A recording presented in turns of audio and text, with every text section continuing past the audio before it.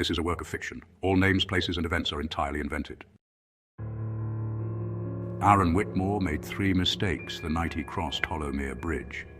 The first was staying late at the office when fog warnings had been issued. The second was not questioning why the road was completely empty. Not a single car in either direction for 20 minutes. And the third, well, the third was assuming the woman in the white gown was just someone who needed help. What follows is a reconstructed account concerning events that occurred in Avonvale Parish, just outside Bristol, England, between April 2012 and October 2013. At the time, people debated whether Aaron's experience was stress-related or something genuinely paranormal. But let's start at the beginning. Hollowmere Bridge revealed itself through the mist, like something out of time. A quarter-mile stretch of old stone crossing the River Frome on the isolated road connecting Ravenshollow Estate to Bristol proper, where the water runs cold and dark through southwest England. It was a Friday in late October, and Aaron was running nearly 2 hours behind schedule. The 34-year-old systems engineer had been troubleshooting a server crash at the Bristol office, and by the time he'd resolved it, the security guard was doing his final rounds. The dashboard clock read 11:17 p.m. as he pulled out. He'd texted his wife Anna earlier, "Running late, don't wait up." Aaron lived in Ravenshollow, a gated community in Avonvale Parish on the outskirts of Bristol. It was one of those suburban estates built in the early 2000s, all semi-detached houses with tidy gardens and streets named after trees. Young families moved there, professionals commuted from there. Nothing much happened there. To get home, Aaron had to take the main road through Winterbrook Village, then turn onto a narrow country road that wound through farmland for 3 miles before reaching Hollowmere Bridge, the only route in and out of Ravenshollow. The drive through Winterbrook was normal enough, but once he turned onto that country stretch, something felt off. The fog had thickened, his headlights barely cut through it, and there were no other cars, not one. The radio signal kept cutting to static, so he switched it off. The temperature had dropped. He could see his breath inside the car despite the heater running. Then he saw the bridge.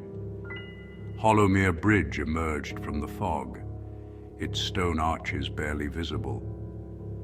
The road surface glistened, wet, though it hadn't rained. That's when he noticed her. A figure in white stood in the middle of the road, right in the center of the bridge. A woman in a bright white gown, just standing there, not moving.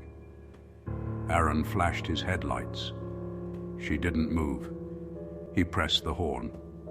Nothing. He was getting closer now, 50 meters, and could see her more clearly.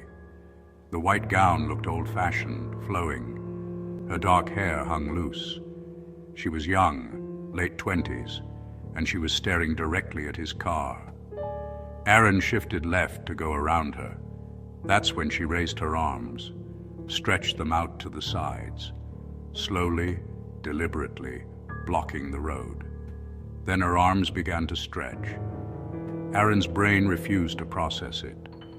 Her arms were extending, growing longer, reaching from one side of the bridge to the other like she was made of something elastic and impossible. Aaron's hands locked on the wheel. Sweat broke across his forehead. He pressed the accelerator. The woman's eyes locked onto his. That smile widened, not malicious, more like recognition, like she knew him, like she'd been waiting for him. And that's when it clicked. Eva Keller, who'd moved into Ravenshollow months ago with her husband John. They lived just 5 houses down at 17 Elmwood Crescent. Aaron had seen her around, watering her garden, carrying shopping, waving hello. Quiet, late 20s, newly married, but he hadn't seen her in weeks, maybe longer. Aaron's car reached the woman and passed straight through her outstretched arms like they were made of fog. In his rearview mirror, he caught her turning to watch him go, that smile still frozen on her face.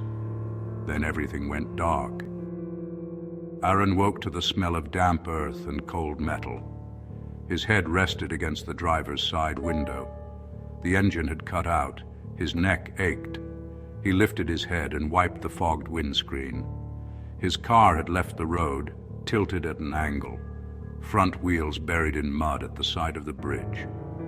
The headlights were dead. He checked his watch. The face was cracked but working. It was 3 a.m. Over 3 hours had passed. Aaron climbed out carefully. Cold air shocked him fully awake. That's when he noticed the old man standing 20 meters away near the far end of the bridge. He was dressed strangely, a long dark coat that looked Victorian, a wide-brimmed hat, smoking. Aaron walked toward him, told him what had happened, the car leaving the road, waking up, not knowing how much time had passed. He left out the part about the woman. The old man listened without speaking. When Aaron finished, he offered the cigarette pack. Aaron took one with trembling fingers. The old man's voice was deep and rough, like gravel shifting. He asked Aaron why he seemed so disoriented, like he'd seen a ghost. Aaron laughed nervously. Just stress, too much work, nothing serious. The old man nodded slowly, as if he'd expected that answer. Aaron took a drag, turned to look back at his car. When he turned back to thank the old man, there was no one there. The stretch of bridge was empty. No footprints, no cigarette butt, just fog and silence. Aaron's cigarette fell from his fingers. He spun around, looking everywhere. The bridge was deserted. The old man couldn't have walked away that quickly. Aaron stumbled back to his car. His hands shook as he turned the key. The engine caught. He reversed, got back onto the road, and drove straight home without looking back. Raven's Hollow was about 10 minutes away. Aaron's house, 23 Elmwood Crescent, sat right in the middle of the development. He let himself in quietly, not wanting to wake anyone. Anna had left the hallway light on for him. He climbed the stairs, careful not to make a sound. Anna was asleep, curled on her side, peaceful as ever. Aaron stood in the doorway for a long moment, just watching her breathe. The normalcy of it just hit him. He changed and slid into bed beside her. She stirred a little but didn't wake. Aaron lay there, staring up at the ceiling. Every time he closed his eyes, he saw the woman on the bridge, her stretched arms, her knowing smile. Eva Keller, he was almost certain. But why would Eva be there? Where was her husband, John? Aaron forced himself to stop thinking about it. Just stress, he thought. Overwork. His mind playing tricks on him. He drifted off after 4. Aaron woke with a fever Saturday afternoon. His head pounded, every muscle ached. When he checked his phone, it was past 1 in the afternoon. He tried to get up, but just couldn't. Anna brought him tea and paracetamol, told him to rest. She said she'd be in the garden if he needed anything. Aaron dozed on and off, not really sure what time it was. Around 3, he woke fully. The bedroom was quiet. Anna was probably still outside. He sat up slowly, steadying himself against the nightstand. That's when he saw her. Sitting in the reading chair at the foot of the bed was the woman from the bridge, the same white gown, dark hair loose, skin too pale like marble, staring at him with those dark eyes, not blinking, not moving. Eva Keller, in his bedroom. Aaron's body went rigid, pure electric terror, just running through him. He wanted to scream but couldn't make a sound. The woman didn't move, just sat there, solid and real. Aaron stumbled backward and bolted from the room, finally finding his voice. He called Anna's name, ran downstairs, threw open the patio door. Anna was reading with coffee. She looked up, startled. Aaron could barely speak. He asked who was the woman in their bedroom. Anna looked confused. What woman? They went upstairs together. The chair was empty. Aaron sank to the floor. Anna crouched beside him. He told her everything. The bridge, the stretched arms, the 3 lost hours, the vanishing old man, and now this. Anna suggested he was running himself ragged. Too much work, not enough sleep. The mind does strange things when exhausted and feverish. Aaron wanted to believe her, but he'd seen the woman, clear as day. That night was difficult. Every shadow looked like a white gown. Every creak sounded like footsteps. But nothing happened. Sunday and Monday passed without incident. Aaron began to think Anna was right. Just stress and fever colliding. Then came Wednesday evening. Aaron was home by 6. Anna was cooking dinner. He settled onto the living room sofa, flipping channels, just trying to unwind. In his peripheral vision, he caught movement, a shadow to his left. He turned his head. Eva Keller stood in the doorway, close enough to see details clearly now. The slight upturn of her nose, the mole on her right cheekbone, her dark wavy hair, except her eyes looked wrong, too dark, too deep. Aaron's body locked up, his throat closed. Eva spoke. Her voice was clear but husky, strained. "You must help me." There was a pause. "You must help me." She took a step closer. "I was killed. I want justice." Aaron finally found his voice and shouted for Anna, running past Eva. He felt cold air but no physical contact. He burst into the kitchen. They went back together. Nothing. Empty. Anna's concern deepened. She suggested seeing a doctor. Hallucinations weren't normal. Aaron didn't sleep that night. He lay in bed with the lamp on, watching shadows, listening. Around 2 a.m, he heard a soft tap, knuckles on glass. He looked at the bedroom window. Eva Keller stood outside, palms pressed against the glass, face inches from the pane, staring at him. Aaron couldn't breathe. He shook Anna awake, pointing. She looked. Nothing there. Thursday evening, driving home, Aaron glanced at his rearview mirror. Someone was sitting in the back seat. He swerved, nearly hitting another car, looked back. Empty. At home, they had dinner in silence. Anna went to bed early, exhausted. Aaron retreated to his study at the back of the house. At 11:47 p.m., the temperature dropped. Aaron felt the cold air immediately. He turned slowly. Eva Keller stood next to the bookshelf, blocking the doorway, close enough to touch. Aaron's heart hammered. He couldn't run, couldn't scream. Eva's lips moved. "You must help me. I was killed. I want justice." Aaron whispered, asking who she was, what she wanted. Eva's head tilted. Then she spoke faster, more urgent. "My husband killed me. He buried me in the backyard. Go to my house. Go to the backyard. On the northern corner, there are 3 large terracotta planters with red geraniums. I'm lying underneath them." She paused. "I want justice. I was killed." For 7 minutes, Eva stood there. Aaron counted every second on his desk clock. She didn't move, didn't blink. At 11:54 p.m., Eva turned and walked through the closed door, right through the solid wood. Aaron sat frozen for 10 minutes. When he could move, he went to the bedroom, turned on every light, and lay staring at the ceiling until dawn. In the morning, Aaron told Anna everything: the study, the message, the burial location.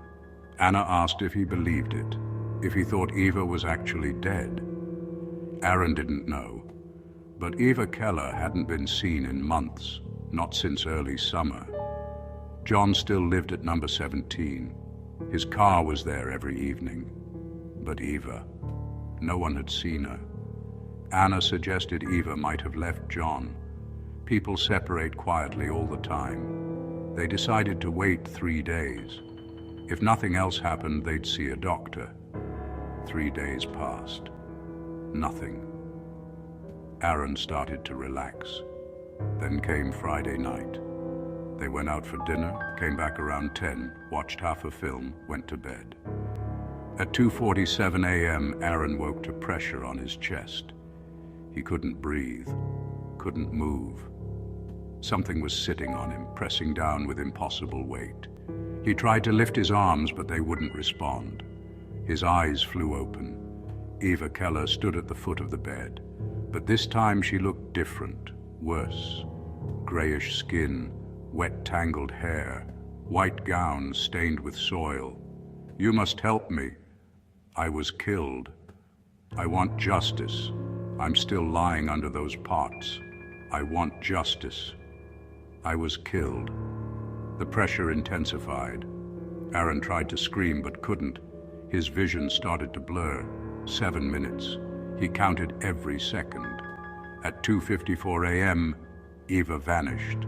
The pressure released. Aaron gasped, coughing and choking. Anna slept undisturbed beside him. He'd had enough.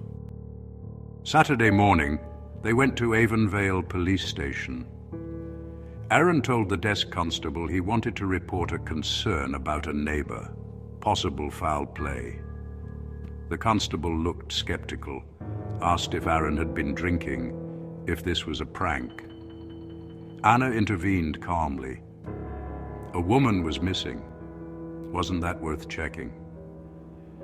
Detective Inspector Gareth Collins came down. 50s, gray hair, tired eyes. He listened to Aaron's story neutrally. Then he checked the computer system. He came back 20 minutes later with a different expression, more serious. Missing person report on file. Eva Marie Keller, 28. Last seen March 17th, 2012. Reported missing by her husband John on March 19th, when she failed to arrive at her parents in Manchester. The case had been investigated. Eva's parents confirmed she never arrived. No bank activity. Phone dead, no body found. After 6 months with no leads, it was classified voluntary missing person and closed. That was around a year ago from now. October 2013. Collins asked what Aaron had been told about the burial location. Aaron repeated it. 3 terracotta planters with red geraniums, northern corner of the backyard at 17 Elmwood Crescent. Collins made a phone call. An hour later, they were reopening the case. Aaron should come with them. Number 17 looked like every other house. Semi-detached, tidy garden, dark blue BMW in the driveway. Collins knocked, called out that it was police. John Keller answered. 35, average height, thinning hair, glasses, entirely ordinary, a financial advisor. His expression was guarded. He asked what this was about. Collins explained they were following up on Eva's disappearance. They needed to search the property. John's face hardened. The case was closed. He'd been through this. Did they have a warrant? Collins said they could get one, or John could cooperate. John stood there for a long moment, then stepped aside. They went through to the back garden, paved patio, grass, flower beds. And there in the northern corner were 3 large terracotta planters. Red geraniums bloomed in each one. Collins told John to step back. John's face went pale. The constables moved the first planter, heavy. Beneath it, the soil looked darker, disturbed. One constable knelt and began digging with a trowel. 30 centimeters down, he sensed something solid. He cleared the mud, white. He brushed away soil, revealing curved bone. Collins called forensics. John Keller stood on his patio, staring at the planters, his face the color of old paper. The excavation took 3 hours. They found human remains, skeletal, partially decomposed, complete body in a shallow grave, possibly female. Late 20s, time of death, possibly more than a year ago, wearing remnants of a white nightgown. John Keller was arrested for murder. He didn't resist, didn't say a word. By evening, the whole street knew. By morning, it was in the Bristol Chronicle: missing woman found buried in own garden. Husband arrested. Dental records confirmed it was Eva. She'd been strangled shortly after being reported missing, then buried in her own backyard while her husband filed the missing person report and carried on with his life as if nothing happened. John Keller eventually confessed. A month later, Aaron stood in his backyard in the late afternoon light. The case was closed. John awaited trial. Eva's remains had been released to her parents for burial. Everything resolved, but Aaron couldn't shake the feeling something was unfinished. Anna called from inside, asking if he wanted coffee. Aaron said yes and started to turn back. That's when he felt he heard something, a faint, distant chuckle, as if someone was there, watching him, from distance. Aaron froze, looked around. Nothing there, just November sunlight and fallen leaves. But he'd heard it, he was certain. He stood there, feeling the cool breeze, listening to Anna in the kitchen, the distant traffic.